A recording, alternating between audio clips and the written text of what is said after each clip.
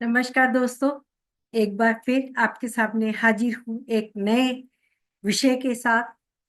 ये विषय नया भी है और इससे पहले भी मैं आपको इसके बारे में बता चुकी हूँ, जो कि मैं हमेशा अपने नव वर्ष के जो चार्ट होते हैं उनके साथ आपको मेदिनी ज्योतिष यानी मुंडेन एस्ट्रोलॉजी के बारे में आपको थोड़ी जानकारी देती हूँ। जो हमारे देश के आजकल हालात हो रहे हैं उसके बारे में भी मैंने पिछले वर्ष भी चेताया था युद्ध के, कि ये युद्ध के आसार दिख रहे हैं देश में, विदेशों में भी। इसके लिए मेरे पास कुछ मैसेजेस भी आए हैं कि मैं जो गोचर में बृहस्पति, शनि और राहु केतु का नया ट्रांजिट होने वाला है उस पर भी तीनों का कॉम्बिनेशन में बताऊं क्या होगा। तो इसके लिए हम मेदिनी ज्योतिष का सहारा लेते हैं। मेदिनी यानी मुंडेन एस्ट्रोलॉजी। हम अपने पास्ट में देखते आए हैं कि शनि राहु युति किस प्रकार से कार्य करती है। सबसे पहले मैं आपको उसके बारे में बताऊंगी, और बृहस्पति इसमें अगर शामिल हो जाए, शनि राहु की युति से केंद्र में हो जाए और मंगल भी उसमें शामिल हो जाए, तो ये किस कदर, किस हद तक नरसंहार की स्थिति बनाता है उसको पहले हम जांचते। तो आइए आज पहले देखते हैं कि शनि, मंगल और बृहस्पति, ये और साथ में मंगल राहु, ये जो युतियां हैं, जो पाप ग्रहों की युतियां हैं, ये क्या गुल खिलाती हैं। क्योंकि पापी ग्रह जब बहुत ज्यादा मिलकर कार्य करते हैं, जिसमें शनि और राहु एक जैसे ग्रह है, पापत्व में एक जैसी ऊर्जा रखने वाले, एक जैसे फल देने वाले, तो उनका संबंध अब तक क्या क्या करता आया है। तो मेदिनी ज्योतिष या मुंडेन एस्ट्रोलॉजी जो हमें देश और दुनिया में ग्रहों के गोचर से होने वाले परिवर्तन को बताते हैं, और इसमें पापी ग्रहों की युति या परस्पर समसप्तक दृष्टि या केंद्र का संबंध यदि हो जाए, तब पूरे विश्व में मानव जीवन की हानि होती है, यानी बहुत बड़ी हानि होती है। जब ये सभी प्लैनेट परस्पर संबंध बना ले, या युति से या दृष्टि से या समसप्तक होकर, तो मृत्यु दर बहुत अधिक बढ़ जाती है, और पूरे देश में नहीं, पूरी दुनिया में।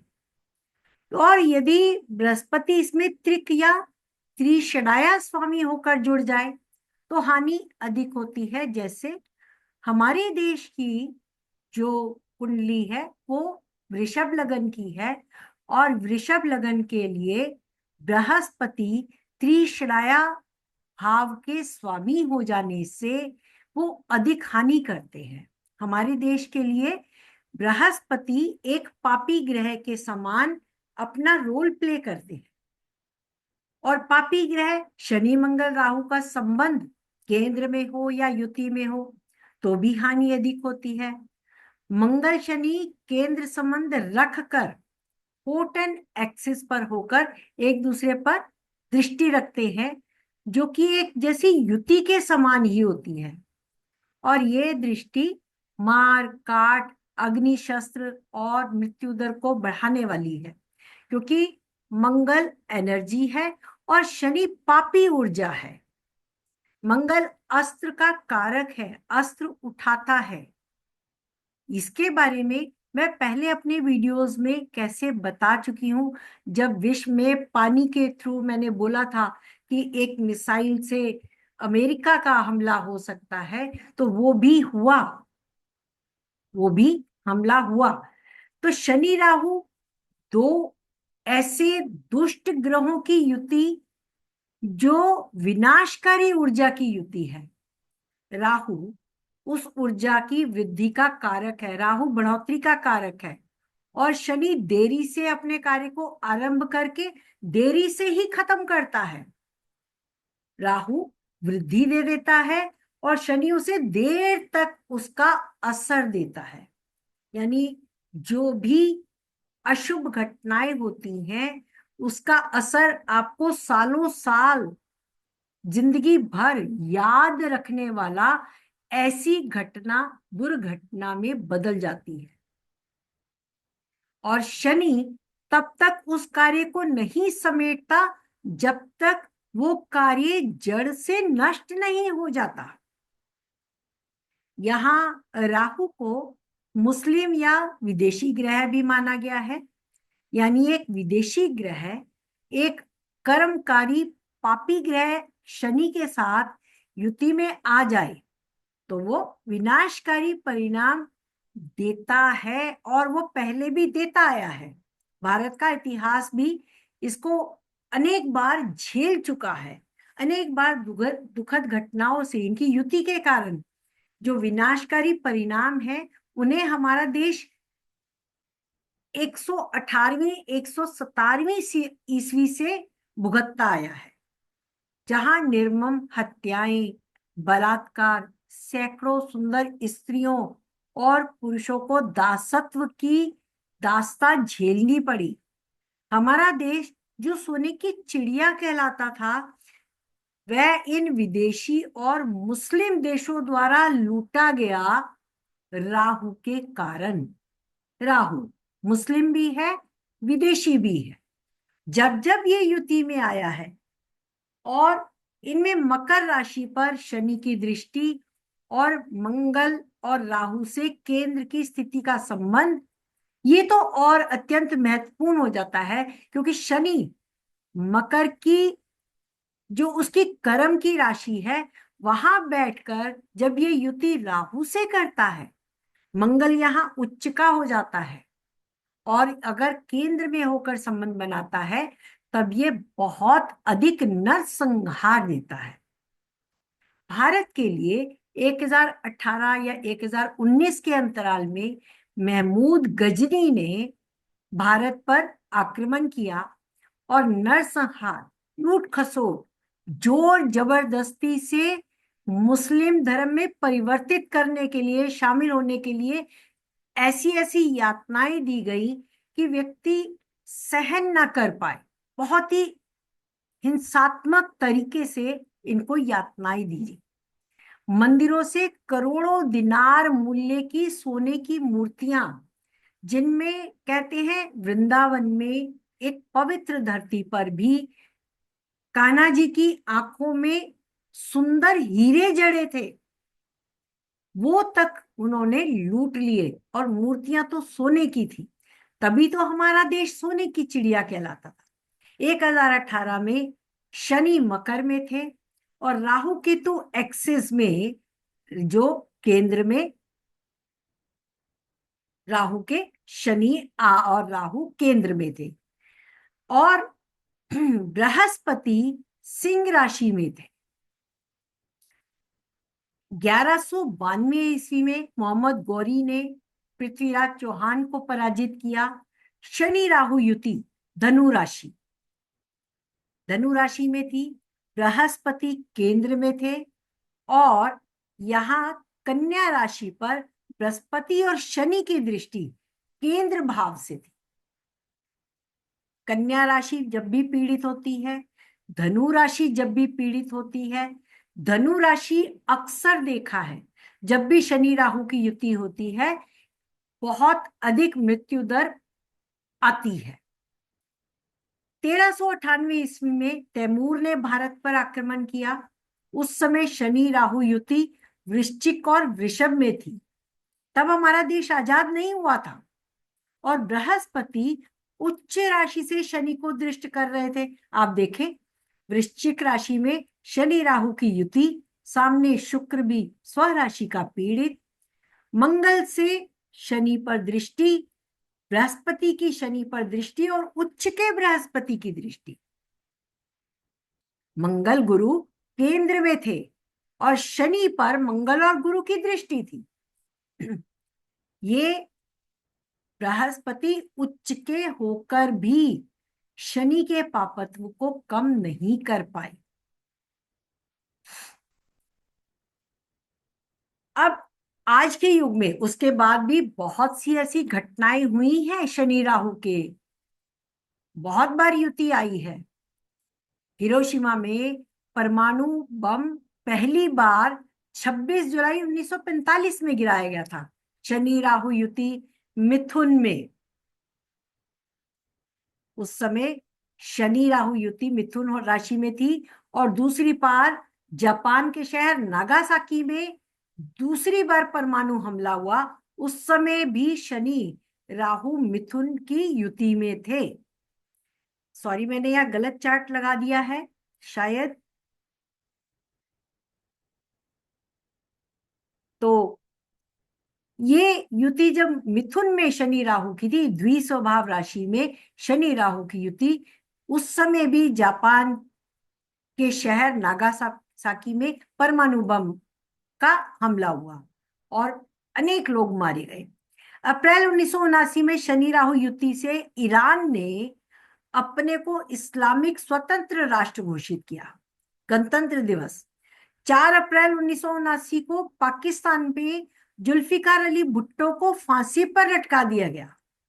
जुलाई 1989 में ऑस्ट्रेलिया के पश्चिमी समुद्र में स्काईलैब गिर गया। उस समय मंगल शनि 410 एक्सिस पर थे। तो ये युतियां बहुत अधिक असर देश दुनिया पर डालती हैं। जुलाई 2002 में शनि राहु युति ने देश में धार्मिक दंगे और आतंकवादी हमले और उपद्रव से युद्ध के समय का संकट हमारा तभी से 2002 से हम सुनते आ रहे हैं कि अब आगे कभी भी विश्व युद्ध हो सकता है, तीसरा विश्व युद्ध हो सकता है, कभी कहीं हमला कभी कहीं हमला। शनि राहु युति से ही अमेरिका के ऊपर जो भयानक 11 सितंबर को हमला हुआ, तब भी देखें 27 फरवरी 2002 अगर आप देखें तो गोधरा में साबरमती एक्सप्रेस में सवार हिंदू कार सेवकों को जिंदा जला दिया गया, जिससे गुजरात में धार्मिक दंगे हुए। यानी 2002 में जुलाई से लेके फरवरी 2003 तक आप ये देखें कि ये शनि वृषभ में राहु के साथ, जब भी शनि की युति आई राहु के साथ, हमेशा युद्ध का हमला जारी हुआ, सैकड़ों लोग मारे गए। 27 फरवरी 2002 में गोधरा में साबरमती एक्सप्रेस में सवार होकर कार सेवकों को, हिंदू कार सेवकों को जिंदा जला दिया गया, जिससे गुजरात में धार्मिक दंगे हुए और उसका धार्मिक हत्याकांड का बदला लेने के लिए पूरे देश भर में इसके विरोध में धार्मिक स्थलों पर दंगे फसाद हुए और अनेक धर्म स्थलों पर फिर से युद्ध जैसी स्थिति, आंतरिक युद्ध की स्थिति आई, क्योंकि यह हमारे देश के लग्न पर शनि राहु का संबंध था और यहां से दशम भाव कुंभ राशि शनि की, ये शनि की दृष्टि में थी। शनि कार्मिक हो गया, न्याय मांगने के लिए अपने ही देश में उपद्रव दंगे करा दिए। बृहस्पति तब भी उच्च के थे, मंगल नीच के थे। 2003 में अमेरिका ने इराक के बगदाद शहर पर रॉकेट और मिसाइलें दागकर सद्दाम हुसैन को जड़ से नेस्तनाबूद कर दिया। ये युति देखे, शनि राहु युति 2003 में भी, ये भी वृषभ में ही थी और मंगल धनु राशि में थे। बृहस्पति तब भी उच्च के थे। 2019 का समय, कोरोना का समय, नोटबंदी का समय, धार्मिक स्थलों पर प्राकृतिक आपदा का समय, धर्म स्थलों पर आगजनी और अन्य कई घटनाएं प्रमुख रही। उस समय शनि, बृहस्पति, राहु केतु एक्सिस में और मंगल से शनि दृष्ट थे। जैसे जैसे मंगल आगे बढ़ के शनि से मिलते गए, वैसे वैसे हमारे देश में दुर्घटनाएं बढ़ती रही और ये पूरे विश्व भर में कोरोना की मार सबने झेली। बृहस्पति जब आगे आकर मकर में नीच के हो गए, तब भी ये कार्यक्रम रुका नहीं। और उसके बाद 2025 का समय, इस वर्ष नववर्ष विधि पर शनि, राहु केतु एक्सिस में और अन्य ग्रह भी उस समय यहां पर थे, जो शुक्र, बुध और सूर्य। शुक्र हमारे देश के लग्नेश होकर और बुध यहाँ पर हमारे देश के बैंकर, बैंक, धन, धन के स्वामी, ये सभी एक ही जगह सम्मिलित थे और सूर्य भी इसमें शामिल थे। तो यहाँ पर इस समय जो देश उसी समय महसूस कर रहा था कि ये युति कोई गुल खिलाएगी, और अभी रिजल्ट हमारे सामने है।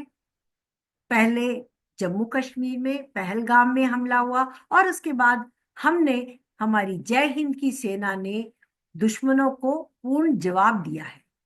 लेकिन ये अभी रुकेगा नहीं। क्यों? क्योंकि अगर हमने अभी आगे बढ़ के कदम उठाया है तो ये आतंकवादी हमले रुकने वाले नहीं है। मंगल नीच का जो है वो आगे भी बढ़ेगा। उसको अगर हम देखें तो हमारे देश की कुंडली वृषभ राशि की है। इस वर्ष भी मीन राशि में शनि राहु युति ने रंग दिखा दिया है।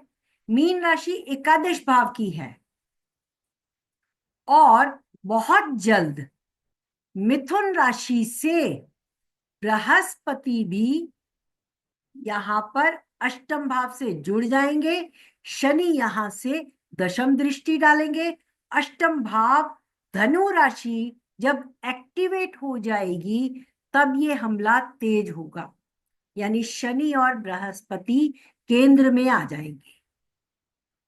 आगे के समय में मंगल भी सिंह राशि में आकर शनि को देखेंगे, कन्या में आकर केंद्र में होंगे, शनि को भी देखेंगे, और धनु राशि को भी यहां पे आगे आगे ज्वाइन करेंगे। मंगल अभी नीच के हैं।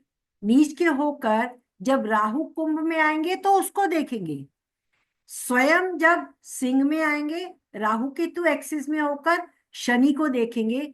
ये समय सबसे अधिक प्रहार करने वाला होगा, क्योंकि हमारे देश की दशम भाव में राहु की जो एक्सिस होगी, क्योंकि ऑलरेडी राहु केतु एक्सिस में है, केंद्र पूरा राहु केतु एक्सिस में होगा, और राहु दशम भाव में मुस्लिम देशों से करारा जवाब, विदेशों को करारा जवाब देता है। राहु दशम में बहुत ज्यादा एक्टिवेट होता है, क्योंकि ये कर्म की राशि है, यहां ये कर्म करता है। ऊपर से मंगल की जब दृष्टि आ जाएगी सिंह राशि से, तो ये प्रहार अपने देश में आंतरिक कलह का भी होगा। लेकिन यहाँ पे विदेश के साथ, पाकिस्तान के साथ मुझे लगता है भयंकर युद्ध होगा, जिसमें आगे जाकर वो मदद मांगेगा अन्य देशों से, विशेषकर अमेरिका से।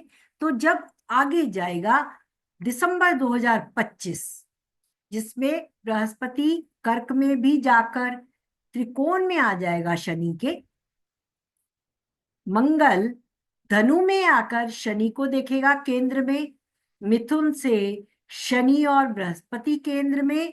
दिसंबर का समय बहुत अधिक सावधानी लेने वाला है। अगर हम दशा के अनुसार देखें, भ्रामरी की दशा ऑलरेडी चल रही है। मीन राशि प्रोग्रेसिव लगना है। इसका मैं पहले भी आपको बता चुकी हूं कि मीन राशि से बृहस्पति अष्टम में है। हमारे देश की कुंडलियों के लिए यह त्रिशिराया और त्रिक भाव का स्वामी है, शुभ रिजल्ट नहीं देता। यानी जब भी ये उच्च राशि में जाएगा अधिक मार करेगा, वक्री होकर और अधिक मार करेगा। यानी दिसंबर से 2026 में जब ये फिर से कर्क में आएगा तो ये अभी युद्ध 2026 मंगल की महादशा आरंभ होगी। मंगल हमारे देश की कुंडली के सेकंड हाउस में है, शत्रु भाव में है, और यहां से आगे बढ़कर शनि जब उच्च का हो जाएगा तो और अधिक मारक हो जाएगा। धर्म भाव से सीधे प्रहार अपने पड़ोसी देश पर, ये सीधा प्रहार करेगा। और 2026 फरवरी 2026 जून 2026 तक हमारी भ्रामरी की भी दशा जो है वो भी यही कह रही है। भ्रामरी की दशा से भी अगर हम देखें तो मिथुन मीन राशि से दशमेश धनु राशि एक्टिवेट हो रही है शनि और बृहस्पति से। तो यहाँ पर देश के, दुनिया की मृत्यु दर बढ़ने वाली है और दुश्मन को हम धूल चटाने वाले हैं।